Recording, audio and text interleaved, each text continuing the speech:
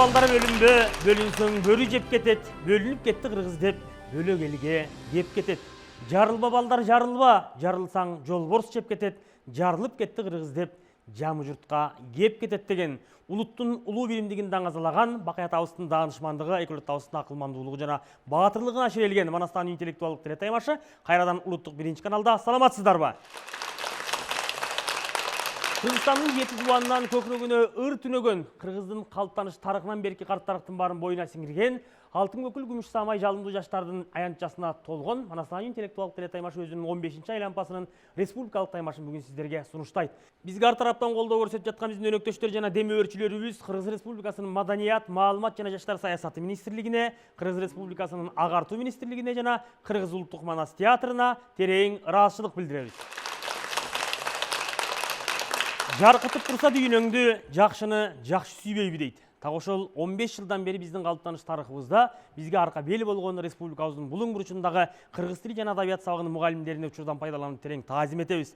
Тағы ошол мұғалімдерибиздин сап башында биздин жеңилибизди жерден алып, ар дайым биз менен тыгыз кызматташтыкта бала менен Манастаанын ортосунда алтын көпүрө болгон данакер мұғалімдерибиздин үчөөсү бүгүн Манас эпосунда айтылгандай аждаарлардын арбашуусун тартуулай турган 3 мұғалім топ даярдап келип олтурат. Тааныштыра кетсем, алгачкысы Чүй облусунун Бербулак орто мектебинен буга чейин бир канча эле топ даярдап, башкы байгелерибизди жеңип жүргөн, Манас тобун даярдап келген мұғалимибиз Иманкулова Зыйнаш эже.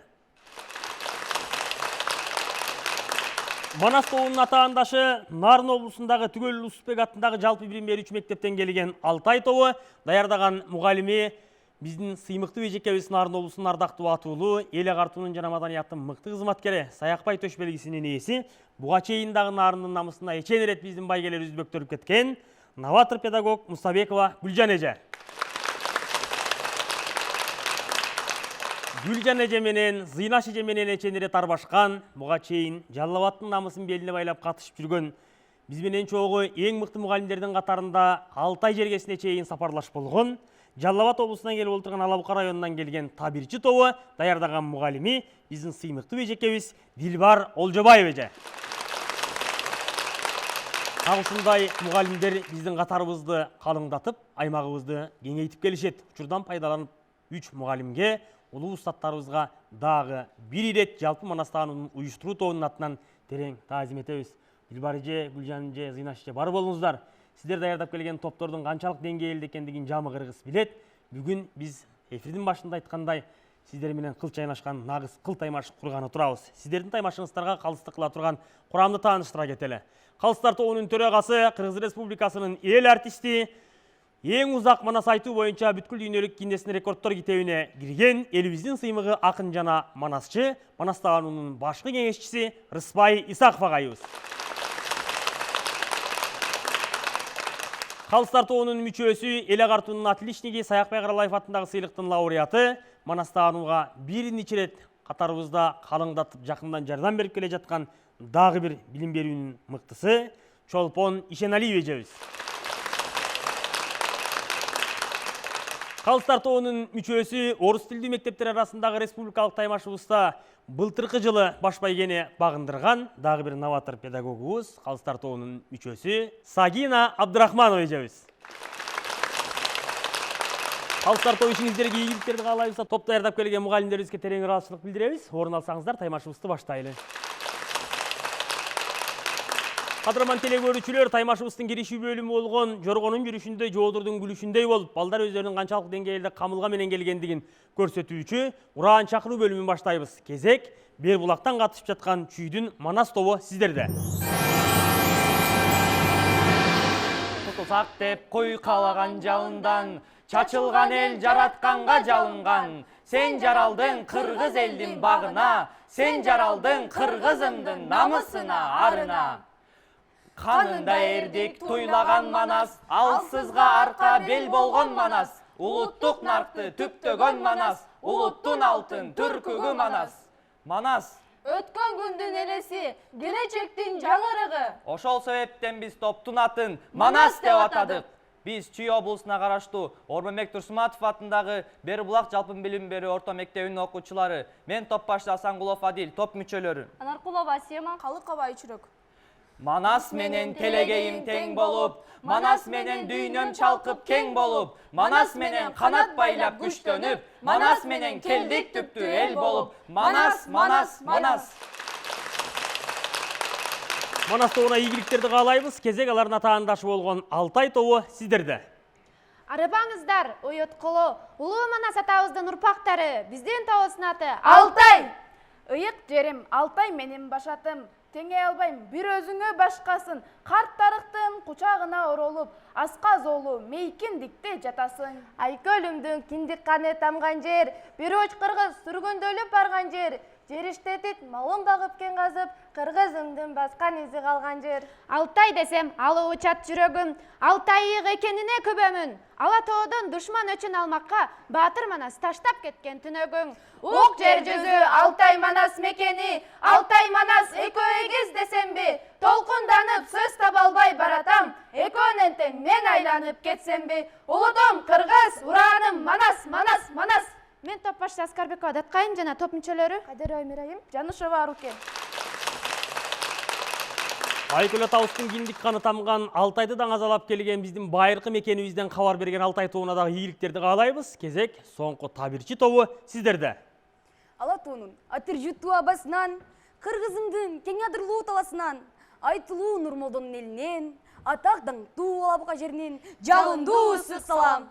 Табирчи биздин атыбыз, акылман келет калкыбыз, табарман ойчул акылдуу, чечмелеп берсек атыбыз. Дүйн элине дүңгүрөтүп тааныткан, Манасым бар түгөнбөгөн өчпөгөн, урматтайбыз улуу элдин тарыхын, кыргызымдын түбөлүккө чөкпөгөн. Атабыз Манас колдосун, жамандык бизде болбосун, жараткан өзү жар болуп, жеңишке бизди жолдосун.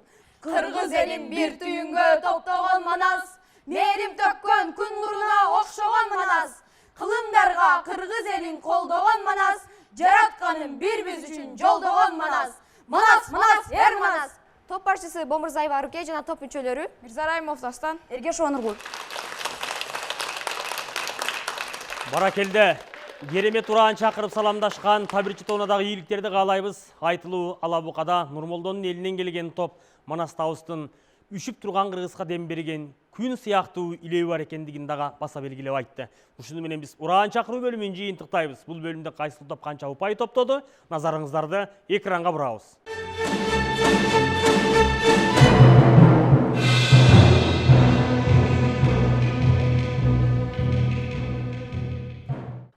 Дүйнөнү дүрбөлөңгө салган айтылуу Чыңгызхандын кошууну же ал башкарган кол кадимки Тынч океанга Атлант океанына барып такалып андан ары өтө албай калган деп тарыхта Калашников дагы андан башкалар дагы жазып калтырды.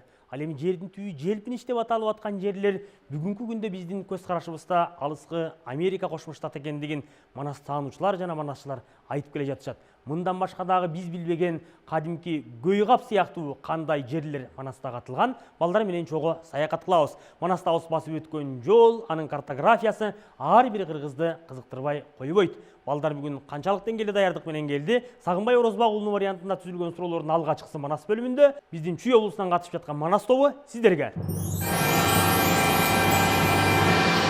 Айнакул эмне себептен өзүнөн кичүү Манаска моюн сунуп калат?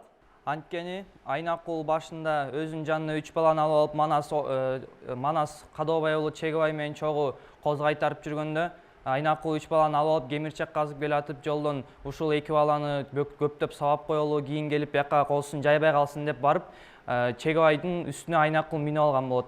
Манас болсо ал Чегебай төрөм деп Манасты карап калганда Манас барып Айнакулду бир муштум менен жаткызып кечке сабап, төртөөнү сабагандан кийин төртөө Манаска айластан баш ийип калат. Жооп туура азаматсыздар. Кийинки суроо сиздерге. Урматтуу Алтай тобу, Жакыптын жылкысы 8 жыл ичинде канчага көбөйгөн?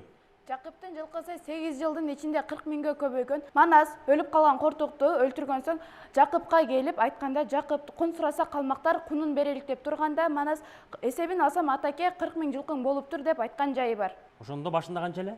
40 миң. 8 жылдын ичинде 40 миңге көбөйгөн. Жооп туура азаматсыздар. Кийинки суроо сиздерге. Табирчи тобу, балам жинди болуп калыптыр деп атасы уулун талаага таштап кеткен окуяга кандай баа бересиздер?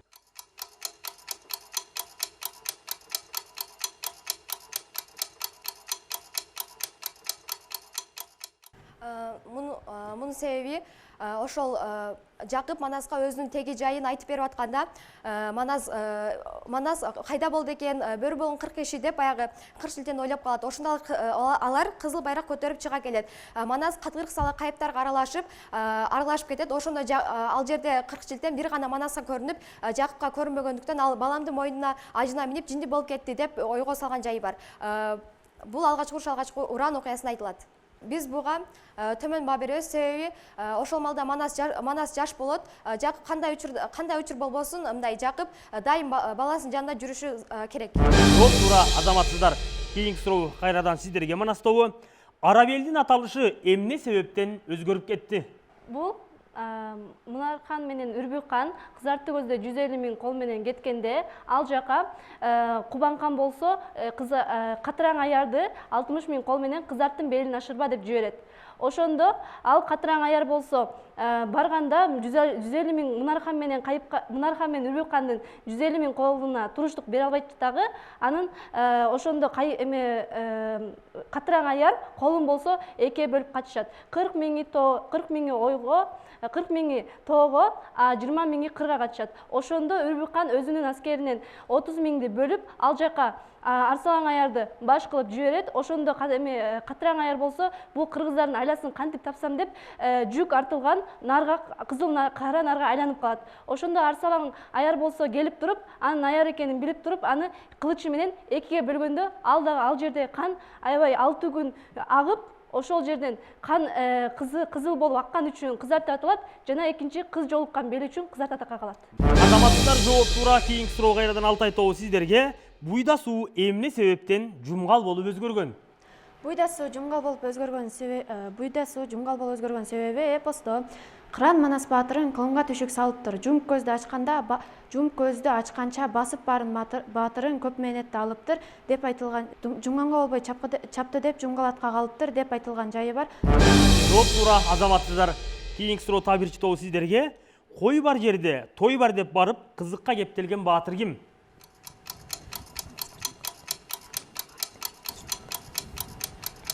Жооп мындайча, той бар жерде той бар деп барып кызыкка кептелген баатыр бул Жайнак баатыр. Ал Кутуби менен Абдылдага башынан көргөндөрдү айтып берген окуяда да кездешет. Ошол Жайнак баатыр тоону карай басырып, ошол жерде жайылган малды көрөт. Жанына барса, ошол жерде койдун эси ит болот. Ошентип Жайнак баатыр катыны адам, эркек ит болуп жашаган кызыкка кептелген айткан жайы бар. Бул Жайнактын көргөндөрү окуясына берилет. Баракелде, азаматсыздар, жооп туура. Кийинки суроо кайрадан Манас тобу сиздерге. Жаангер кожо эмне себептен 16 күн Каракурум калаасында туруп калат? Эмне үчүн 16 күн туруп калат дегенде, ал Жаангер кожо менен Билерик кетерде, ошол жерде Билерик кичине капа болуп, ошол өзүн айтат да Кошойгочу, ушул мен Нургузар деген Арсалан хандын кызын ашык болуп калдым эле ошол кызга, ошол кызды алсам деп ушундай өзүнүн тилегин айтканда, ошол Кошой Жаангер кожого айтып, ошол жерде Нургузарды алып келип, экөөнү үйлөндүрүп, ошол жерден 16 күн той кылат. Баракелде, жооп туура азаматсыздар. Кийинки суроо Алтай тобу сиздерге. Кошой эмне себептен 750 000 аскерин алып, Самарноо талаасына 2 күн конуп калат?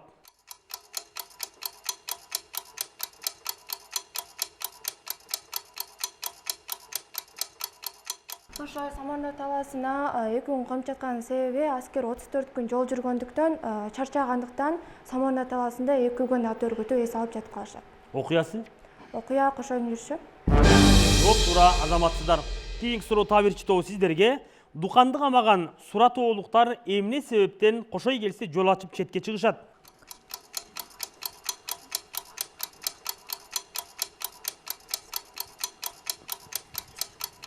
Дуканды камаган суратоолуктар Кошоо келгенде жол ачып четке чыккан себеби өзү Дуканды Манастардын аркы четинен камап калган болот. Ошондо Кошойдагы батыш тарабынан келип, ошондо келгенде суратоолуктар эки колдун ортосунда калып, ушул жерден жаныбыз чыгып кетпесин деп, Кошойдун атагы көпкө жеткендиктен дагы алар шаарды бошотуп четке чыгышкан жайы бар. Жооп туура азаматсыздар. Кийинки суроо кайрадан сиздерге Манас тобу. Жакып атабыз эмне себептен уулуна арынап шаар курмак болот? Ошентип Манас кайра ошол Ала тоонун душманынан бошотоюн деп кайра Алтайга кайтат. Кара бөрк кайыптан болгон уруштан кийин кайра Алтайга кайтып, ошо Алтайда жүргөндө ошол жерден Жакыптын аябай узун сөзү кездешет. Ошондо Жакып айткан жери бар. Ушул Алтайды тыштап, Алтайдан көчүп кайра Ала Тоого көчпөйлүбү деп, Анжиянга көчпөйлүбү ушинтип айтканда, Бердике да жок, Алтайдан качпайм, Алтайдан кетпейм, ушул Алтайды эле жердеп калам деп ушундай өзүнүн ойлорун баардыгы айтып, анан Жакып ошол жерде айтат. Анда Алтайды Алтайга кала салалы, ушул Алтайга белги кылып, ар бирибиз бирден кала салалы деп ошол жерден сунуш керек. Жооп туура азаматсыздар. Кийинки суроо Алтай тобу сиздерге. Жыргалаң эмне себептен жыргалаң аталып калган?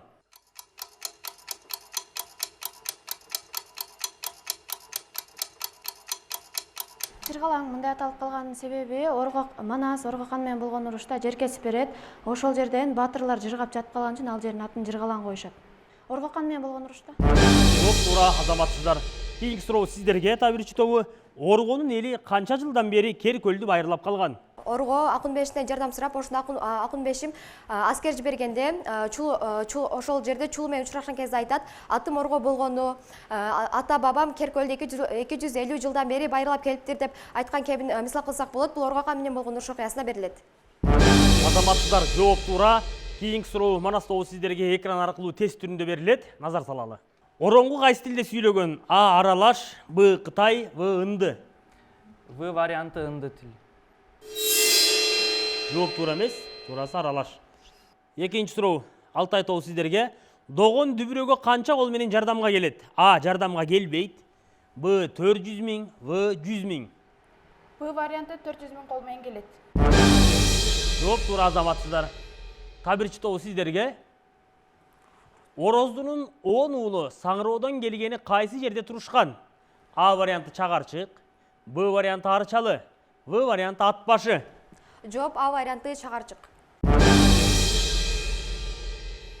Жооп туура азаматсыздар. Ушуну менен биз Манас бөлүмүн жыйынтыктайбыз. Бул бөлүмдө кайсыл топ канча упай топтоду? Назарыңыздарды экранга бурабыз.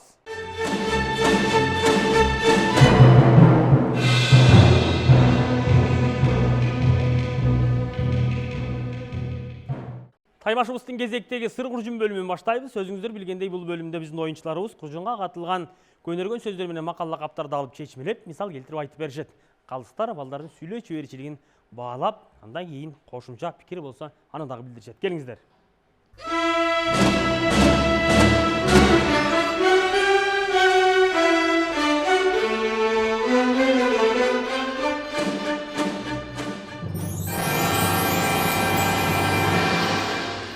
Бизге макалдардан жакшы төөнүн мурду жырылбайт деген келди. Эмесе жакшы төөнүн мурду жырылбайт деген макал чечмелеп берсем, бул жашоодо деле адамдар, ар бир адам өзүнүн ордун билип, эч кимге тийишпей, өзүнө жоопкерчиликти алса, анда ал адамга эч ким зыян тийгизбейт. Ал эми баарыбыз эле айткан сөздү уга бербейбиз. Ата эненин деле сөзүн укпай, тили угуп, таяк жеп жүргөндөр аз эмес. Эми эпосто мисал келтирсем, бул биздин оюбузча кашкарлыктарды мисал келтирсе болот. Себеби буларга деген канча жолу жакшы сөз менен туура тарбияны туура жолдо үйрөтүп кетсе, алар буну олутту кабыл албай, кайра баякы таз кейпине келишип, жаны бергендиктен акыры Манастын түбүнө жетип, Манас аларга каар салып, аларга буйрук берген жайы бар эмеспи? Көрөнгө сөздөн бизге күрөгө деген сөз келди. Күрөгөнүн биринчи мааниси бул чоң суюктук куюлуучу чоң идиш.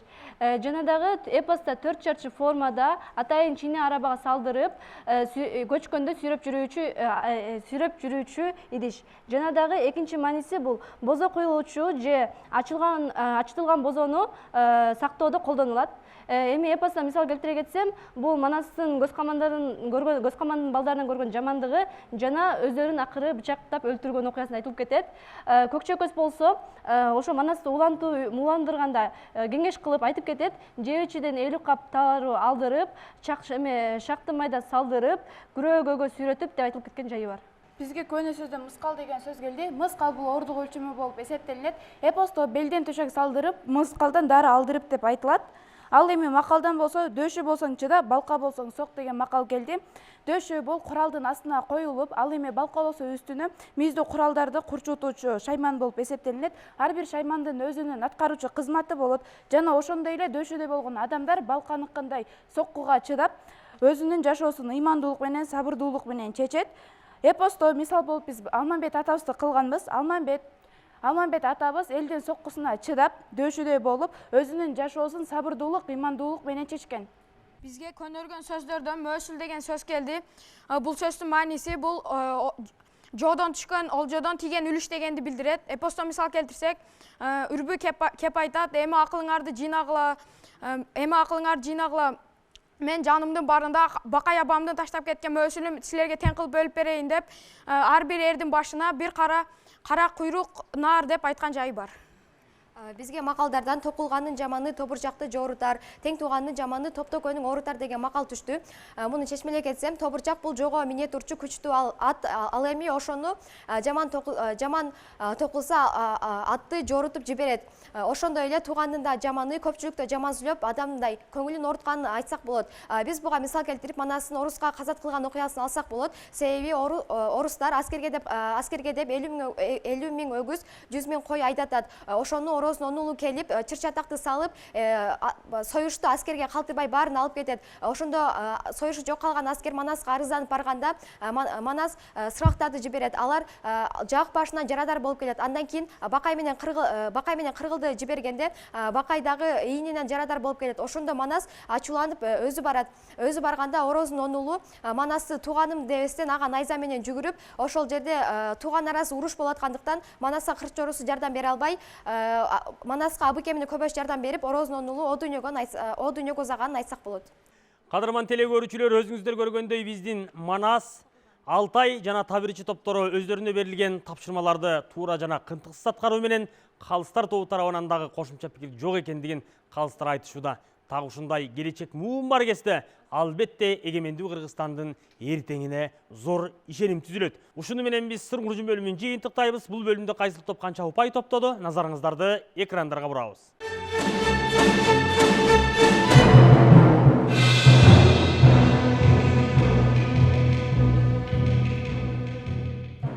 Жеке менин баамымда табирчи, Алтай жана Манас топтору эң жогорку таймаш курушууда. Финалда дагы так ушундай болот деген жакшы тилектебиз. Бирок өзүңүздөр көргөндөй биздин Манас тобунун сырттаны тесттик формадагы сурообузга шашып кетти. Айтор азырынча бир упай артта келе жатат. Алдыда бул үчүн чоң мүмкүнчүлүк. Сырттандарды сынайбыз жана өз ара суроо бөлүмү бар. Анда эмесе кайрадан Манас тобунун сырттанына деген алгачкы 10 сурообузду узатууга ашыгабыз. Ырамандын уулу Сарылбекпи? Ооба. Ырчуулдун чын аты Сарылбекпи? Ооба. Жаангир кожо Кумарайым Паша аталабы? Ооба. Ырчуулдун теги казакпы? Ооба.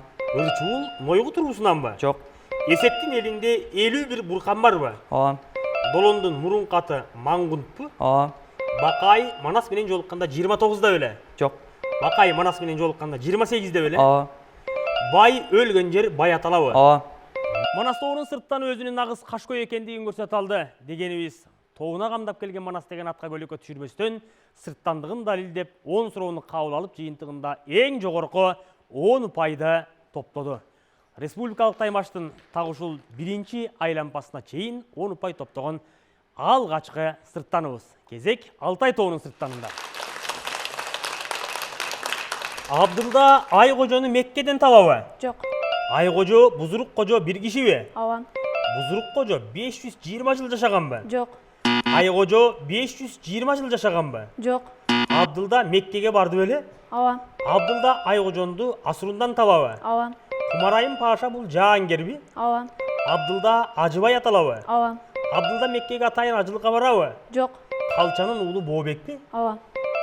Алтай тобунун сырттаны дагы өзүнүн мыктылыгын көрсөтүп, берилген 10 суроодун ичинен экөөсүнө гана ката жооп берүү менен жогорку 8 упайды топтоду. Кезек табирчи тобунун сырттанында.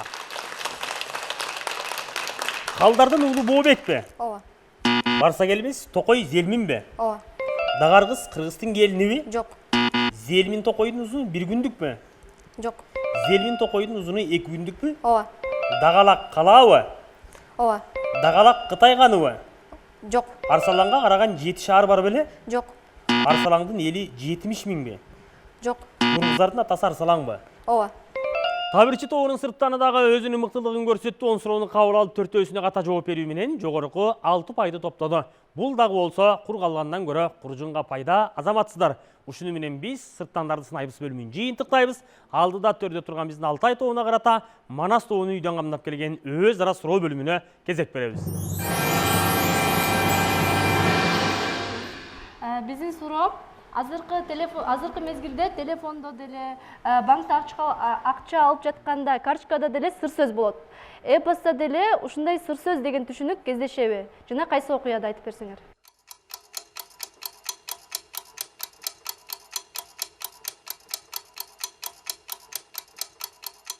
Жоқ. Ооба, эпостундай ой жүгүртүп карап көрсөк кездешет. Бул Кенжутка болгон казатында Манас менен Алмамбеттин. Алмамбет Мардуанын кейпин кийип, Айган кандын ордосуна киргенде, ал жакта Даңсобай деген той кылып жаткан болот Алтынай менен. Ошондо Алмамбет болсо ал жектен Мардуа экенин, Алтынай болсо айткан сөздөрүн билип калып, Алмамбет бул Мардуа эмес, Алмамбет деп айтат. Ошондо Алмамбет болсо Алтынайга дагы сен эмне деп жатасың? Мен Мардуа элемин, Алтынай бабырачы деп айтып, ошондо Бабедин деп сыртта турган эки аярына кабар берет. Ошол Бабедин дегенде эки аяр угуп калып, анан ал жектен аскер менен кирип келген жайы бар ордосуна. Упай бере албайбыз. Алмамбет чоң казатта аскерлерин чогултуп алып, Бейжендин жолунун жайын түшүндүрүп берет. Ошол жерде 3 муюл деген жылан кездешет. Ошо 3 муюл деген жыландын өзгөчөлүктөрүн айтып берсеңиздер.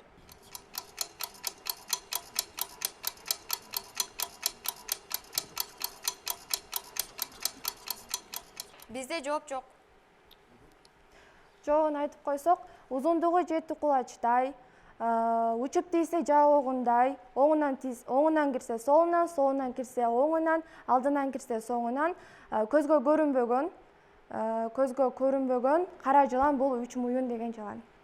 Биздин Манас тобуна болгон сурообуз, Манас эпосунда кесен канчыккан жыгач болгон, анын аты эмне жана ал кайсы окуяда кездешет? Ооба, Манаста кесен канчыккан жыгач бар, анын аты Чотала. Ал эми анын эскерилген жайын айтып кетсем, бул Манас баатыр өзүнүн аскерлери менен Орус жакка барган окуясында кесен канчыккан Чотала деген жыгач бар деп берилген жайы бар эмеспи? Жооп туура эмес, биз сиздерге бал бере албайбыз. Бул негизги туура жооп. Бул Манастын 5-казат окуясында Орусга казат ачканда Самбела деген дарак болгон, анын Алмамбеттин кейпинде бул даракты кырпала деп айткан жайынан кездешет. Бал бере албайбыз. Кадырман теле көрүүчүлөр, сиздер Жалал Абад облусунан келген Табирчи жана Нарын облусунан келген Алтай, ошону менен катар Чүй облусунан катышып жаткан Манас тобунун таймашын көрдүңүздөр. Бүгүнкү таймашыбыз канчалык деңгээлде болду? Кайсыл тайпа канча упай топтоду? Жалпы жыйынтыкты кайрадан Калыстар тобунан уксак. Манас Алтай Табирчи топтору бир дем менен башталгандан аягына чейин жакшы кетишти. Бир гана Манас тайпасы жанагы тасмадан берилген суроодон жаңылып калды. Калганында кош ооз мылтыктын огундай жарышып кетип атышты. Эч жерден жаңылышкан жок. Сырттандарды сынайбызда бир аз мүчүлүштөр болду. Табирчи менен Алтайда. Өз ара суроо боюнча ошол окуя айтылып атат. Дарактын аталышынан жаңылып калды. Ал себептен Манас тайпасына Калыстар 2 деген упай берди. Калган упайлар жок болуп калды. Тилекке каршы. Жалпы жыйынтык Манас тайпасы 47 упай, Алтай тайпасы 48 упай, Табирчи 46 упай.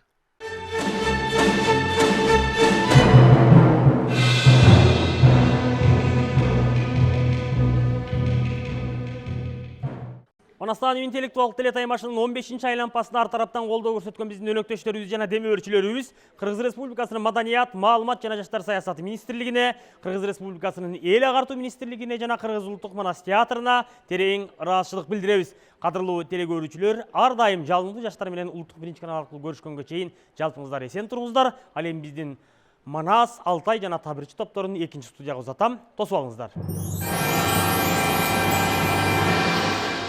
Оюнга чейинки сезимдер кандай, анан оюндан кийинки сезимдер кандай? Ошону мугалим катары айтып бериңизчи.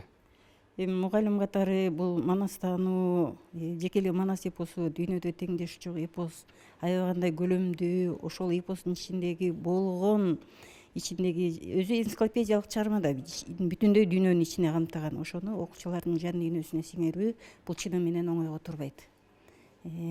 Албетте даярдаган учурунда ар кандай учурлар болот, окуучулар кыйналган учурлар болот, бирок ошол кыйналуулар баарын биз даярдык менен кайра булардын жан дүйнөсүндө жанагынча патриоттулук сезимди пайда кылганда булар өздөрү эле башында кыйналып, кийин өздөрү эле жеке биз ушинтип даярдана алчу, бул жер мындай экен, бул жер мындай экен деп тескерисинче мага кеңеш беришип, өздөрү ушундай бир жакшы демилге менен даярданышты. Чоң рахмат.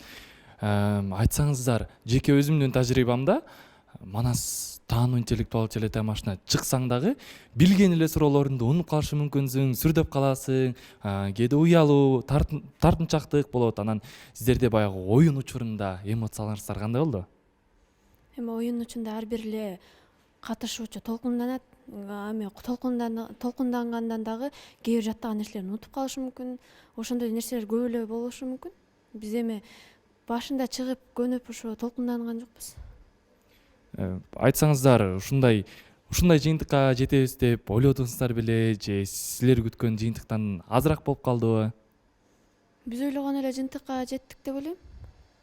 Чоң рахмат, баарыңыздарга ийгилик каалайбыз. Сахнанын артында ушул мугалимдер дагы балдардан артыгыраак сүрдөнүп, толкундап турган учур болот. Ошол жөнүндө бир экөө сөз айта кетиңизчи. Албетте окуучуларыбызды даярдап келип, ушулар бир жакшы жооп берип, жакшы кийликтерге жетишсе экен деген жакшы үмүт тилектер менен келебиз. Булар чыкпай туруп эле, булардан мурун эле биздин өзүбүздө сүр башталат, мындай толгонуу сезимдер башталат. Ойлонуп, кичине бир кандай болуп кетет экен, эмне болуп кетет экен, жаңылып калбайт бекен деп таймаш бүткүнчө биз ушунчалык башкача абалда калып турабыз да. Анан кийин бүгүн дагы мына ушулар биринчи жолу алып келип отурамын буларды быйылкы жаңы командамда.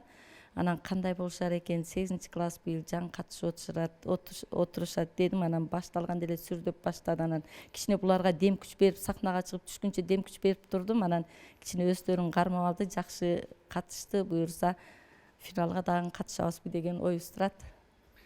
Чынында мугалим мөмөлүү дарак дейт. Ошол сиз тиккен бактардын мөмөсүн үзүрүн көрөт деген өзгө ой тилектебиз. Ал эми катышуучуларга суроом бар. Айтсаңыздар, Манастан интеллектуалдык телетаймашына деги эле катышуу кандай экен? Бул республикалык баскычка чейин жетүү бул өз эле жеңиш. Ал эми ошол республикалык баскычта сиздер бүтүндөй өзүңүздөрдүн районуңуздардын атын коргоп келдиңиздер. Ал эми ошол сезимдер кандай болду?